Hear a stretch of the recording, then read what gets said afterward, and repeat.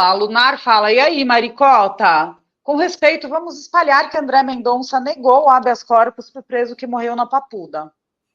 Mas tem um ponto aí que inclusive tem a ver com o Pedro. Esse tempo imenso aí para manter as pessoas presas aí é correto, Pedro? Não, né? Veja, houve uma correção, foi correto ter prendido essas pessoas lá em 8 de janeiro, porque se você não realiza aqueles 1.000 prisões que foram feitas, você não consegue evitar o golpe, que é um crime, o mais grave crime político que pode haver numa democracia. Então foi correto ter prendido, mas é óbvio que hoje nós teríamos medidas menos gravosas que a prisão para poder, vamos dizer, controlar essa turma, sem precisar usar da prisão preventiva. A prisão que eles têm que tomar, e tem que ser grave, por isso que eu escrevi artigo na Folha de São Paulo, defendendo as decisões do Supremo, que puniu com pena grave os primeiros condenados aí na questão do golpe, eu defendi porque foi uma decisão tomada depois do devido processo, com amplo direito de defesa pela corte competente, ou seja, dentro dos quadrantes dos direitos humanos e da Constituição. A prisão preventiva, as pessoas têm que entender que não é a mesma natureza da prisão por culpabilidade, da prisão que ocorre depois da decisão final do processo. A prisão preventiva é uma prisão cautelar, ela visa proteger o processo ou evitar o cometimento imediato de crimes violentos. Ela tem que durar o mínimo de tempo possível, né?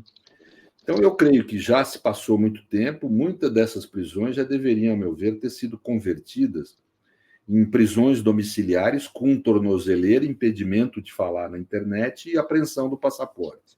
Esse conjunto de cautelares resolveria, a meu ver, bem o problema, sem precisar recorrer à prisão preventiva, que é, infelizmente, no Brasil, o menor problema que nós temos é a prisão preventiva dos golpistas. Nós temos quase 40% da nossa população aprisionada, que é a terceira maior população aprisionada no mundo, na sua grande maioria pobres, em geral negros, né? Jovens, infelizmente, né? Essas 40% dessa população aprisionada, que hoje está coisa de 800 a 900 mil pessoas ao todo, né? Estão aprisionados por prisão preventiva, ou seja, sem ter tido direito de defesa. Nós já fomos, na CIF, admoestados pelo Comitê de Direitos Humanos, pela Corte de Direitos Humanos da OEA e pelo Comitê de Direitos Humanos da ONU, algumas vezes, pelo uso abusivo da prisão preventiva. E aqui no Brasil há uma cultura que é muito doida. Ou nós temos a impunidade de um lado, para crimes graves, ou nós temos o abuso do outro, que é querer usar da prisão preventiva para adiantar a pena. Só que daí você pune o sujeito sem ele ter se defendido e sem civilizado. É loucura. Né? E os jornais dão manchete e depois reclamam quando são criticados. Pois é, e isso é medieval, não tem sentido. Eu me lembro que quando você lembra disso, eu critiquei intensamente a prisão do Lula, das outras pessoas na época da Lava Jato, que eram prisões preventivas, e o principal argumento que eu usava era esse que eu estou usando aqui agora, né? Aí, na época, a direita vinha para cima de mim, não, mas e os pobres? Tem que tratar... Eu falei, não, calma aí. Você tem que universalizar os direitos que hoje são usufruídos pelos ricos. Eles querem igualar na falta de direito. E não universalizar a injustiça que o pobre sofre, né? Quer dizer, não tem sentido isso. Senão você não vai nunca tirar... A gente nunca vai sair disso, vai estar sempre prendendo as pessoas inadequadamente, sem direito de defesa e tal, né? Isso não é argumento, né? Então, mas realmente a prisão preventiva banalizada é um dos graves problemas que nós temos no nosso sistema de justiça no Brasil e que está ocorrendo também nesse caso dos golpistas. O ideal seria esses 40, quase totalidade, eu não digo todo mundo, que tem algumas prisões que são corretas, mas a quase totalidade dessas 40% de pessoas serem soltas mesmo, né? Aí quem for o caso, como é o caso dos golpistas, não é ser solto no sentido estrito. Vai para a prisão domiciliar com tornozeleira, com impedimento de se comunicar, etc.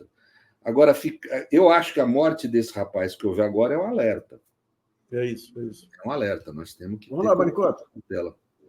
É óbvio que o Alexandre de Moraes não é culpado pela morte do sujeito, como estão falando, a extrema-direita, de jeito nenhum, né?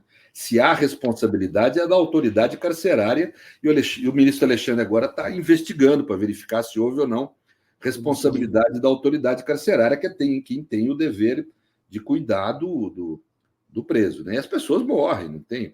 Na Lava Jato morreu gente aprisionada preventivamente, morreu deputado. Tem de gente com depressão aí, morte. E depois também, né? Mas assim, em situação de prisão preventiva, houve morte de gente também.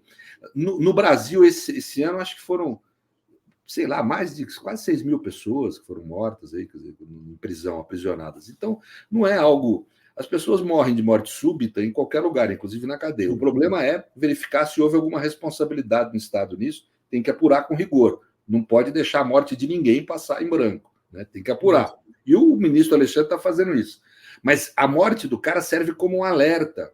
Nós deveríamos revisar essas prisões preventivas, que já passou muito tempo, e hoje eu acho que tem condição de você garantir a democracia com sanções menos graves do que a prisão preventiva. E deixar para o final condenar essa gente, condenar 12, 13, 14 anos de cadeia, que é o que precisa mesmo, que é o que a lei determina e o que tem que ser cumprido.